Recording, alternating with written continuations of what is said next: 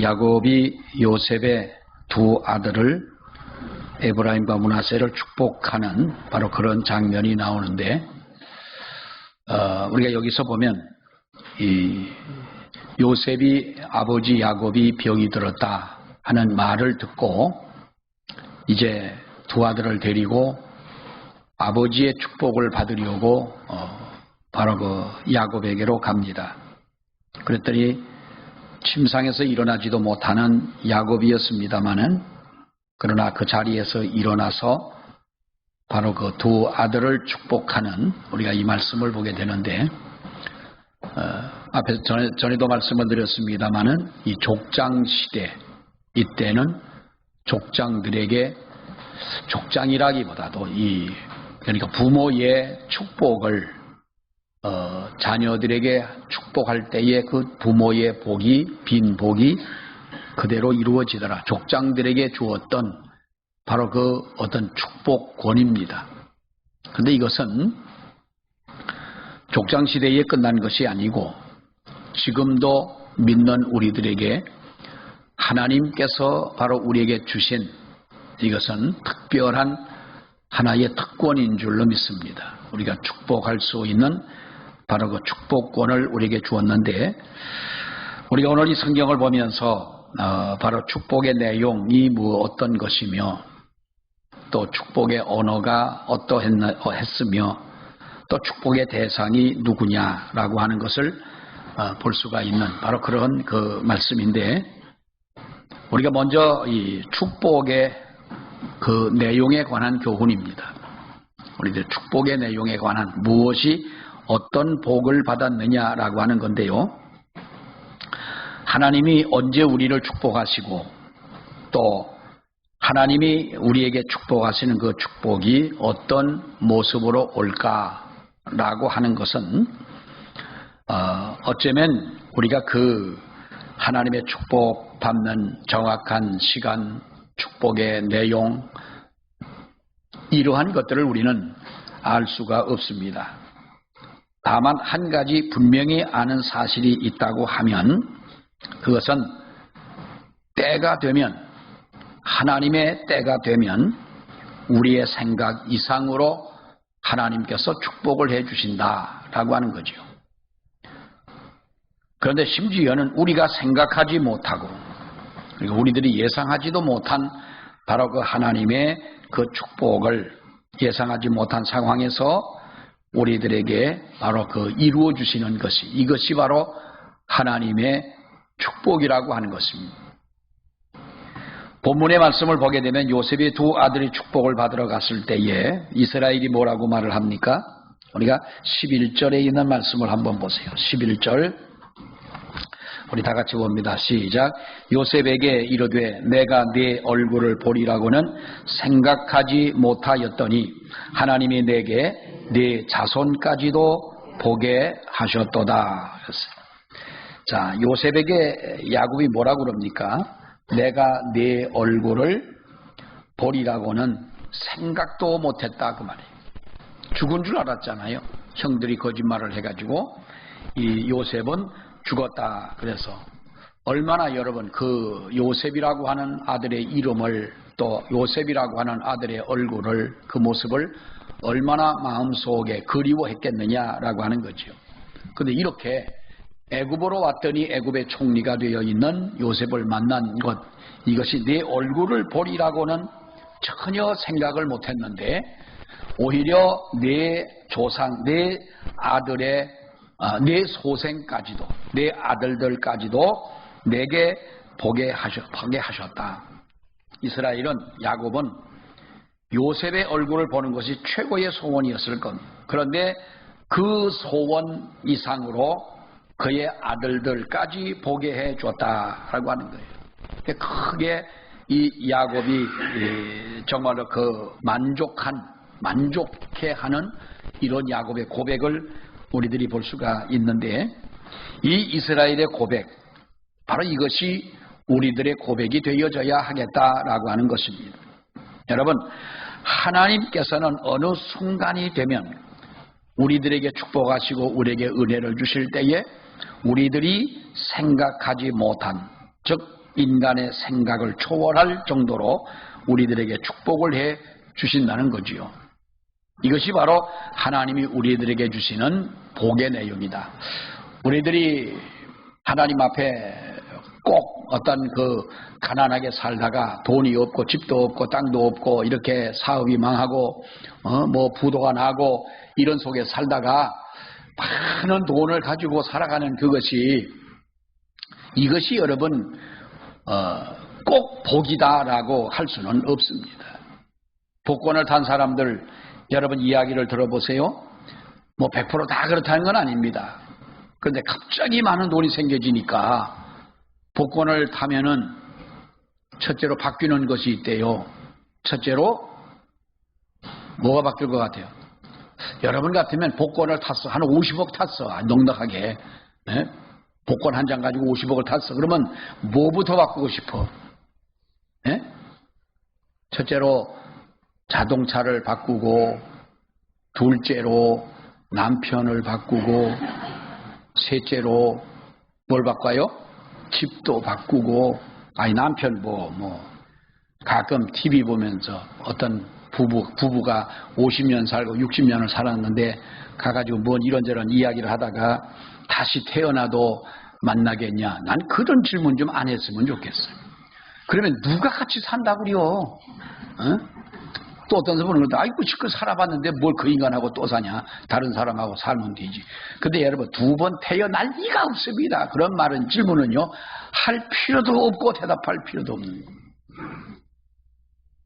근데 갑자기 이렇게 돈이 많아지니까 이것이 여러분 우리가 그것이 복이냐? 복이 아닙니다. 우리가 망했습니다. 망했으면 이 망한 것이 하나님의 저주냐? 망한 것이 오히려 우리들에게 복이 되는 것입니다. 은혜가 되고 복이 되고 이것이 축복이다라고 하는 것은 후에 알게 되는 거지요.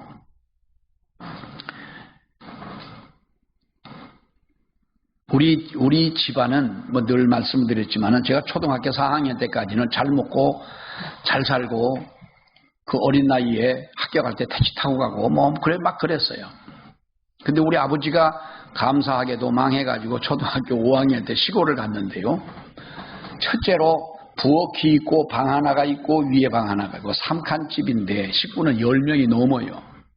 그때만 하더라도 우리 큰 누님이 결혼도 하기 전인데 3칸 집에 아무튼 아이들 낳는 거는 그 뒤로도 낳았으니까 그때 꼭 7남매는 아닌데 어쨌든 그 작은 집에서 들어갔는데요. 시골로 간다고 좋다고 이제 5학년 때 가보니까 이게 우리가 살 집이라는 거예요. 근데 벽이 이렇게 휘었어요. 방벽이 이렇게 휘어서 그 안으로 휜 안으로 아이가 하나 들어가 있어도 될 만큼 벽이 휜 거예요. 그래 그 집에 살던 친구가 그 건너편으로 다른 집으로 조금 큰 집으로 이사를 갔어요. 그 자기는 이제 친구가 돼서 나중에 물어봤어요. 저 집은 왜 저렇게 우리 집은 이렇게 벽이 휘어져 있냐 그랬더니 6.25 때 뒤에서 폭탄이 떨어졌는데 그래가지고 벽이 휘었다는 거예요. 아니 6.25 때하고 그때가 지금 몇 년이요? 그런데 그때까지 그 벽이 휘어진 채로 있고 들어가니까 얼마나 집 안에서 냄새가 나는지 모르겠는 거예요. 정말 못 살겠는 거예요. 그 어린 나이에도. 그러니 그 시골집에 못 사는 집에 다 넘어가는 집에 그래도 학교를 갔다 오면 그래도 빚쟁이들은 와가지고 줄을 서 있고 그런데요. 그러니 여러분 우리 부모님들이 얼마나 애가 탔겠어요. 근데 지나놓고 보면은 만약에 우리 아버지가 가던 길로 그냥 쭉 가셨더라면은요. 우리 부모님들이 그 예수를 잘 믿을 리도 없고 우리 아버님이 꼭 철야 기도를 하시면 우리 아버님이 그러십니다. 성격이 저하고는 조금 다릅니다. 우리 아버지가 맞나 하고 생각할 때가 있는데 맞긴 맞아요. 맞긴 맞는데 우리 아버님은 철야는 어두울 때부터 날 셀 때까지 기도하는 게 철야지 몇 시간 기도하고 온다고 게 철야냐. 우리 아버님은 저녁에 가가지고 새벽 예배를 마치고 돌아오실 때까지 철야 기도를 하시는 거예요. 그런데 보신 분도 계시지만은 우리 아버님은 체격이 아주 날씬하세요. 밤새 오래도록 무릎을 꿇고 기도를 하시는 거예요. 그래 한 번은 아버지 기도하실 때는 무릎 꼭 꿇지 않고 해도 되는데 그 다리도 아프시고 할 텐데 뭐 그렇게 하시냐. 야, 그럼 하나님 앞에 기도하는데 우리가 어떻게 더 편안하게 기도를 하냐. 그렇게 기도를 하셨어요. 그렇게 믿음으로 사시다가 가실 수 있었던 것은 우리 집안이 망했기 때문에 가능한 거예요.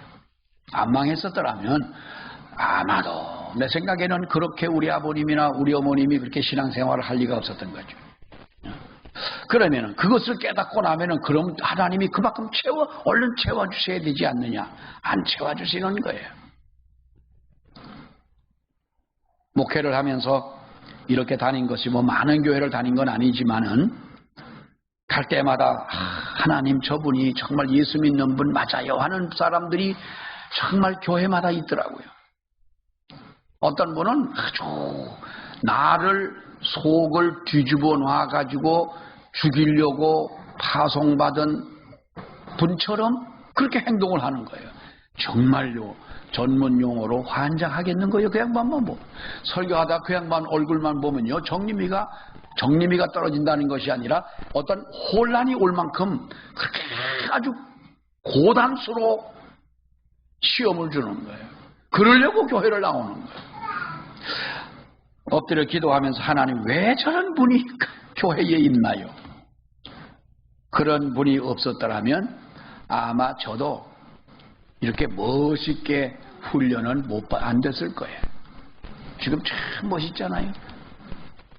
아니면 말고요. 우리가 이 세상을 살아가면서 고통 중에 살고 어려움 중에 살고 사업이 망하고 정말 여러분 우리들이 이렇게 힘든 일을 만날 때 우리는 이것이 하나님의 응답이 아니라고 생각을 합니다. 그러나 그것이 오히려 하나님의 은혜요 하나님의 축복이라는 거죠. 남자들 보세요. 남자 셋만 모이면 뭐 이런 얘기 저런 얘기 하다가 군대 얘기 꼭 한번 합니다. 목사님도 꼭 그렇습니다. 그런데 군대 얘기를 열심히 하는 친구들을 보면은 군대에서 되게 아주 정말 고생을 많이 한 친구들이 군대 얘기를 그렇게 실감하게 하는 거예요. 한 번 해병은 뭐요? 어떻게 고사님들이 어떻게 아세요? 해병대 갔다 왔어요? 그 사람들 이해가 가요.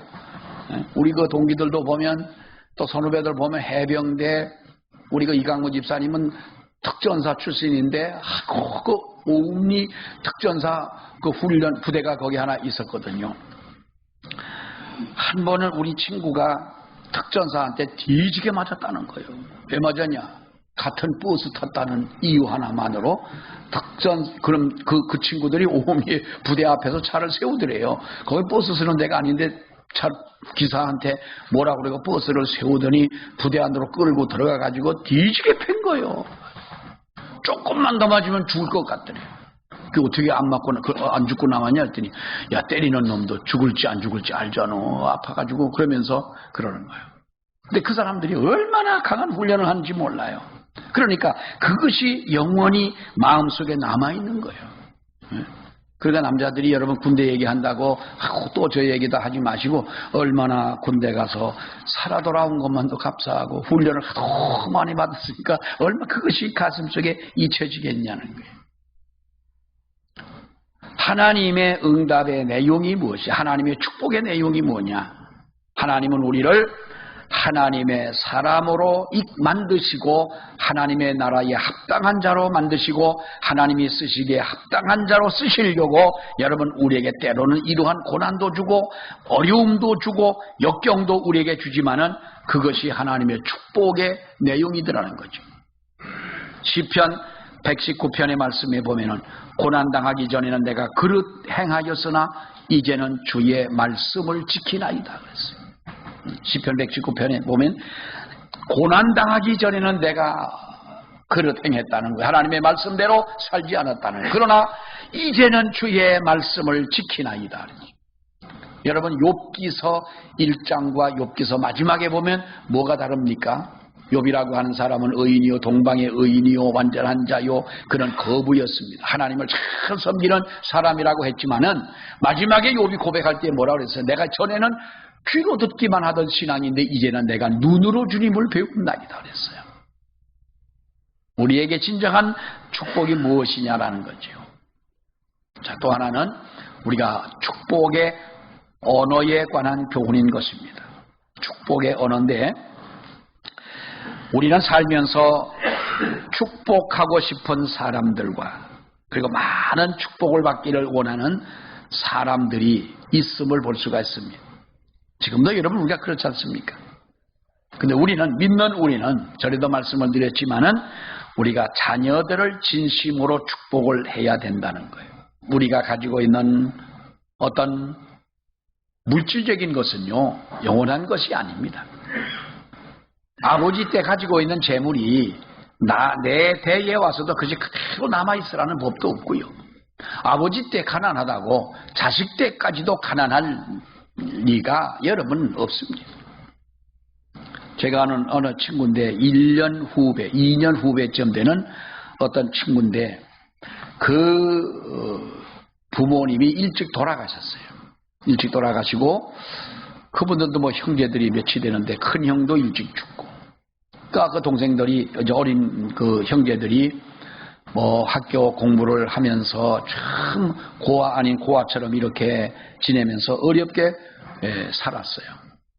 근데 어떻게 하다가 무슨 반도체 이제 그 회사를 하면서 반도체 회사를 하면서 이제 삼성 반도체와 뭐 어떤 체결이 돼가지고 이제 사업을 했는데 돈을 얼마나 부자인 줄 모르는 거예요. 춘천에 큰 땅을 사가지고 아주 그 별장을 크게 짓고, 그래 이 동문들이 가장 성공한 사람의 모델이 아주 된 것처럼 그렇게 이야기를 해요. 그 부모님은 얼마나 고생을 많이 했는지 몰라요. 뭐 다 가난하게 살았죠. 가난하게 살고 어렵게 살았지만은 그러니까 아버지가 가지고 있었던 그 부와 영화가 자식들에게까지 이어지는 보장이 없는 것이고 부모님들의 가난함이 자식들에게까지도 대를 잇는다고 하는 것도 아니라는 거예요.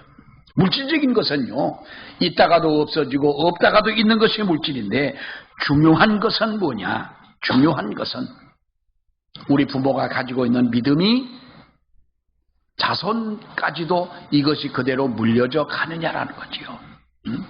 이것이 여러분 무엇과도 바꿀 수 없는 하나님의 은혜요 축복인 줄로 믿습니다. 그래서 본문에서 이스라엘이 여러분 어떻게 축복을 합니까? 야곱이 우리가 15절 16절에 있는 말씀을 봅니다. 15절 16절 시작.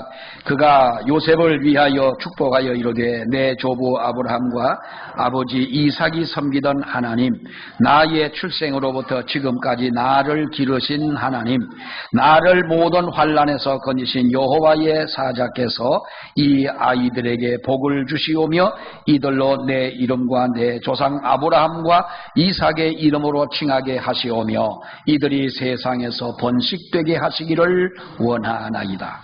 자, 이 야곱이 요셉의 아들들에게 축복하는 이 축복 아니겠습니까? 그가 요셉을 위하여 축복하여 이르되 내 조부 아브라함과 아버지 이삭이 섬기던 하나님, 나의 출생으로부터 지금까지 나를 기르신 하나님, 모든 환난에서 거지신 여호와의 사자께서 이 아이들에게 복을 주시오며 이들로 내 이름과 내 조상 아브라함과 이삭의 이름으로 칭하게 하시오며 이들이 세상에서 번식되게 하기를 원하나이다. 번식된다라고 하는 말은 자녀들이 많아진다는 거예요.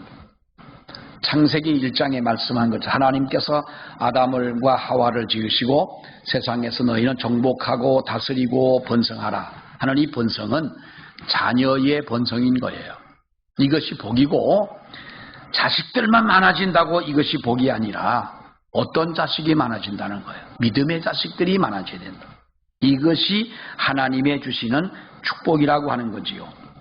여기서 볼 때에 특별히 자녀를 축복할 때에 우리가 16절 중반에 나오는 말씀처럼 우리들의 자녀들이 우리의 믿음을 계승하게, 아브라함 때부터 하나님, 이삭의 하나님, 나를 인도하신 하나님, 이 하나님의 이름으로 바로 축복하는 이것은 이들도, 너희 후손들도 이와 같이 더 번성하게 해달라.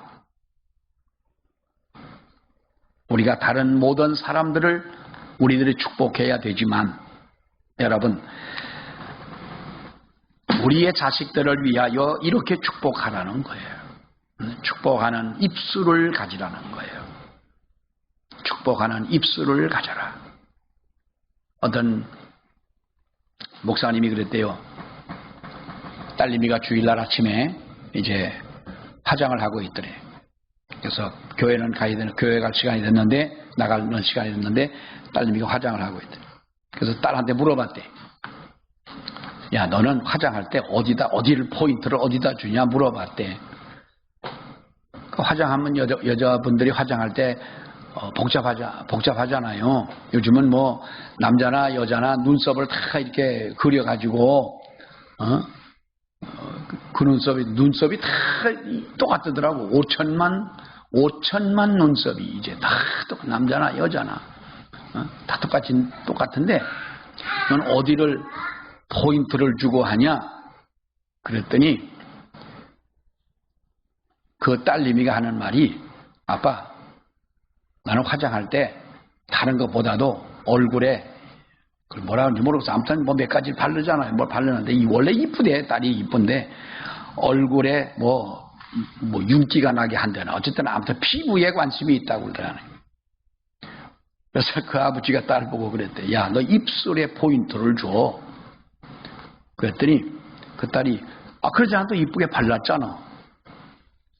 아버지 말은 입술을 빨갛게 이쁘게 바르는데 포인트를 주라는 게 아니고, 너는 오늘 하루 종일 누구를 만나고 네가 주일학교에서 아이들을 가르치고 할 때에 입술에 내가 하는 말을 통해서 다른 사람들에게 좀 아름다움을 보여줄 수 있는 그런 입술을 얘기한 거죠, 아버지는. 어떤 목사님이 그 자기 딸을 그랬다고, 주일날 그랬다 하는 이런 얘기를 해요. 정말 우리가 여러분 그래요. 우리가 축복하는 입술을 내게 주옵소서. 누구에게라도 복을 빌어줄 수 있는 입술이 되게 하시옵소서. 나는 우리 집에 뭐 돈을 좀 달라. 나는 처음에는요, 저 어디 알지도 못하는 저 전라도 끝자락에서 왔다는 거예요. 직장을 구하러 왔는데 직장을 못 구해갖고 집을 가야 되는데 여비가 없다는 거예요. 여비를 달라는 거예요. 나는 처음엔 진짜인 줄 알고서 줬어요. 어떤 분들은 와가지고 아주 남루한 옷을 입고 와가지고 목사님 우리가 며칠을 굶었다는 거예요. 그러니까 3,000원만 달래요. 그러니까 3,000원을 줬어요. 그리고 뭐 하러 내려가다가 여기 내려갈 일이 있어 가다 보니까 옛날에 학교 들어가는 입구에 골목에 조그만 가게가 하나 있었는데 그 사람들이 고기 내가 준 3,000원 가져가서 술을 사 먹고 앉아 있는 거예요, 둘이서. 이제는 내가 가려서 주리라. 그래서 나도 누구한테 배웠어. 저 목포 가야 되는데 여비가 없다. 그러시면 교회 차를 타셔라. 내가 파출소까지 데려다 줄 테니 파출소 경찰들이 목포 가는 표를 사준대더라. 그러니까 가자. 그러니까 뭐라고 하면서 그냥 내려가 버리더라고. 성질이 나가지고 내려가 버리더라고. 근데 어떤 날 한 번 이제 어떤 분이 왔어요. 근데 그분은 내가 아는 분이에요. 저 방탄 사는 분이었어. 키도 조그만한 분이었고, 뭘 하나 짊어지고 그렇게 여기까지 걸어오시는 분이었어. 근데 자기는 평생 소원이 뭐냐 하면 마라톤 완주하는 거 하나 하고, 둘째는 전국 노래자랑 나가서 노래하는 게 이 평생 소원이 두 가지라는데 안 보이는 거 보니까 아마 그분 그 소원 못 이루고 돌아가신 것 같아요. 근데 우리 집에 한번 와가지고 배가 고파갔는데 밥 좀 달라는 거예요. 그래서 밥을 주는데 그럼 들어오시라 그랬더니 아이고 목사님 저는요 여기서만 먹어도 됩니다. 그러면서 굳이 앞에서 먹겠다. 평상이 하나 있었어요. 여기가 좋습니다 목사님. 여기서 먹겠다.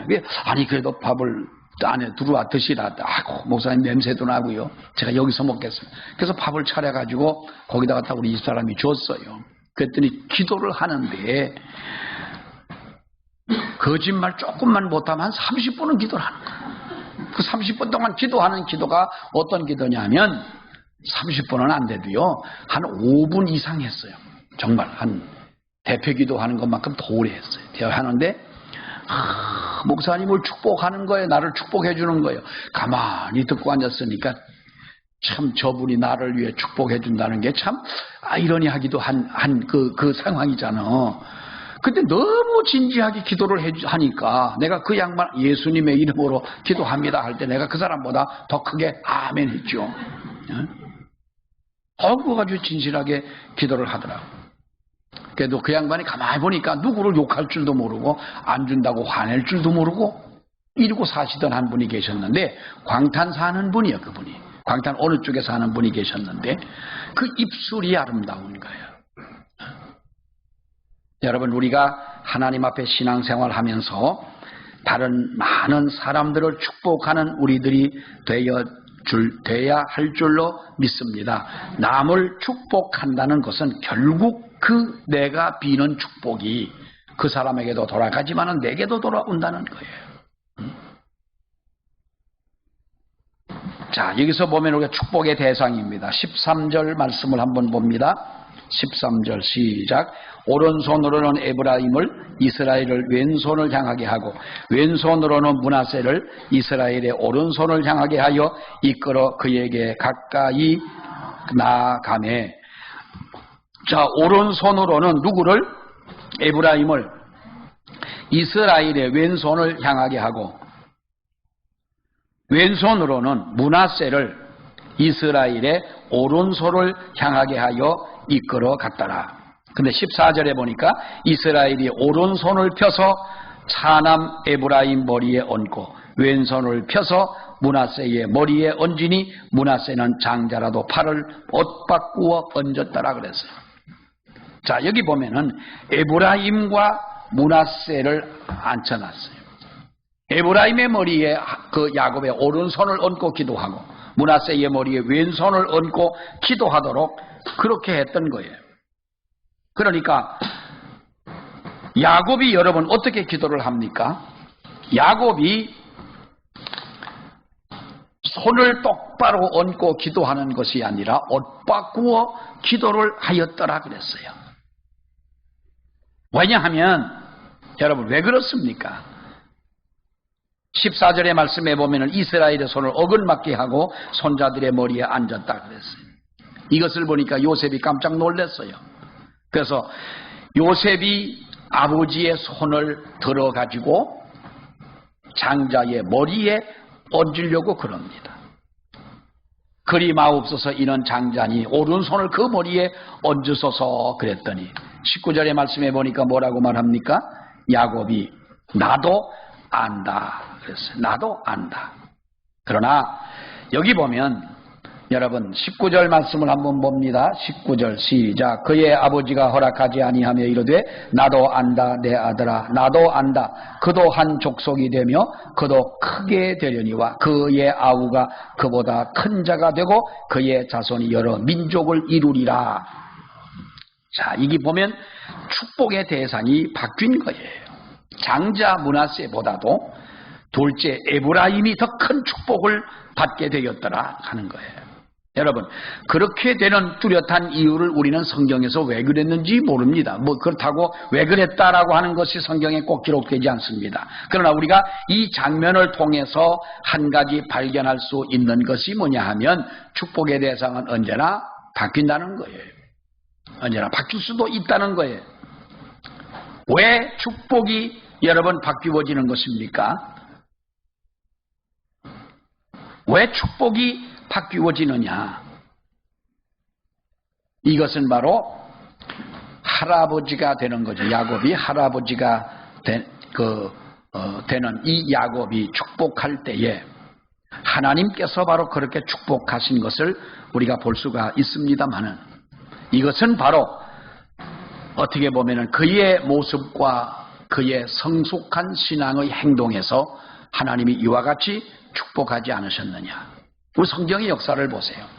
장자는 축복을 계승하는 아들입니다. 큰 아들입니다.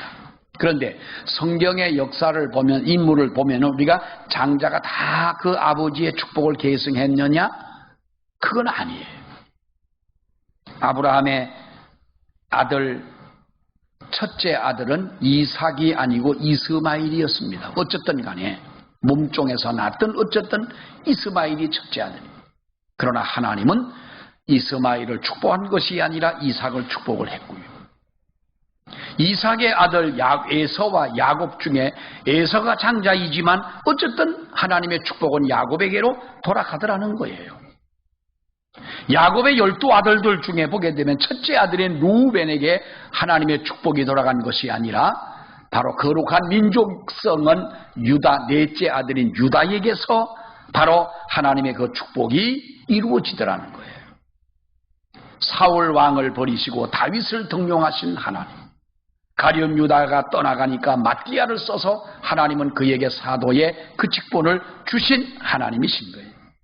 진정 복된 존재가 되기를 원한다면, 진정 복된 존재가 될 수 있는 비결이 있다면 우리는 하나님이 기뻐하시는 성숙한 신앙을 하나님 앞에 보일 수 있는 우리 믿음이 되어야 된다는 거예요.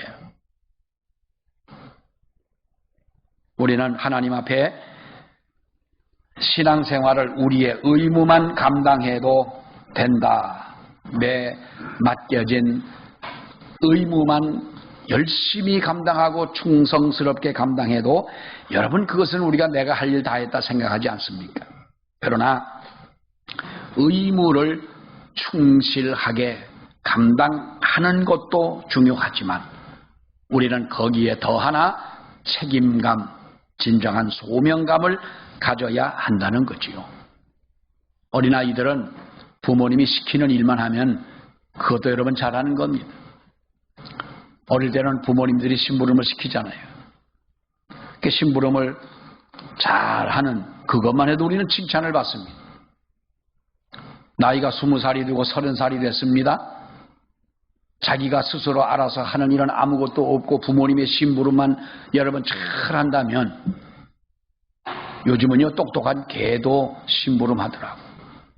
핸드폰 하니까 핸드폰 물고 오고, 뭐 시키니까 뭐 수건 하니까 수건 물고 오고, 그건 개도 하더라.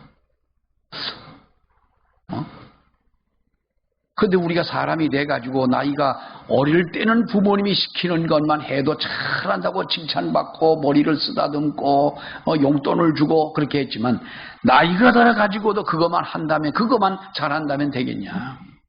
우리가 우리의 의무만 충실하게 감당했다고 그것으로 우리가 만족해서 되겠느냐? 나아가서 책임감을 가지고 소명감을 가지라는 거예요. 소명감을 가져. 그럴 때 하나님께서 우리를 더 귀하게 쓰실 줄로 믿습니다. 그래서 우리는 사람들을 흔히 이야기합니다. 세상에서 제일 무서운 사람이 누구냐 하면 평생 책 한 권 읽고 모든 걸 다 아는 것처럼 이야기하는 사람이 제일 무서운 사람이래. 평생에 우리 한국 사람들은 1년에 책을 뭐 평균 3권을 읽는다고 그러나요? 그러는데 평생 책 한 권밖에 안 읽었어. 그리고 거기에 꽂혀 있는 거야. 정치에 다 꽂혀 있어. 그리고 거기에서 뭐든지 이야기가 시작되고 이야기가 끝나고 이것이 내가 알고 있는 모든 지식으로 생각을 하는 거예요. 여러분, 하나만 보고 속단하지 말고 우리는 전후 상황을 살펴보고 하나님이 내게 주신 귀한 사명을 이것만 의무만 다했다고 우리는 만족해하는 우리가 아니라 책임감과 소명감을 가지고 살아야 된다. 나아가야 된다. 이것이 바로 하나님의 축복을 예비하고 하나님의 은혜와 복을 받는 우리의 믿음이 될 줄로 믿습니다. 기도하겠습니다. 하나님 아버지 은혜를 감사합니다. 오늘도 주님 앞에 거룩한 주의를 지킬 수 있도록 인도해 주심을 감사드립니다. 아버지 하나님, 하나님의 거룩하신 은혜를 받고 하나님의 자녀가 된 저희들입니다. 우리가 은혜를 받고 복을 받고 하나님의 베풀어 주시는 그 축복 속에 살아가는 이 삶을 우리들이 아버지 앞에 기도하지만 더 나아가서 우리는 남을 위하여 다른 사람을 위하여 또한 축복하며 기도하며 살아갈 수 있는 저희가 되어지도록 은혜를 더해 주시기를 간절히 원합니다. 복을 받을 자에게 복을 주시는 하나님이시며 은혜를 받을 자에게 은혜를 베푸시는 우리 하나님이신 줄로 아버지여 믿습니다. 늘 하나님의 풍성하고 거룩한 은혜로 우리를 채우시며 역사하여 주시옵소서. 이 시간도 아버지 앞에 귀한 예물 드린 우리 이은규 이경인 집사님에게 은혜 위에 은혜를 하나님 더해 주시기를 원하며 귀한 집사님들에게 믿음을 더하시고 하나님의 풍성하신 사랑과 은혜가 더욱더 풍성한 귀한 가정이 되게 해 주시옵소서. 예수님 이름으로 기도하옵나이다. 아멘.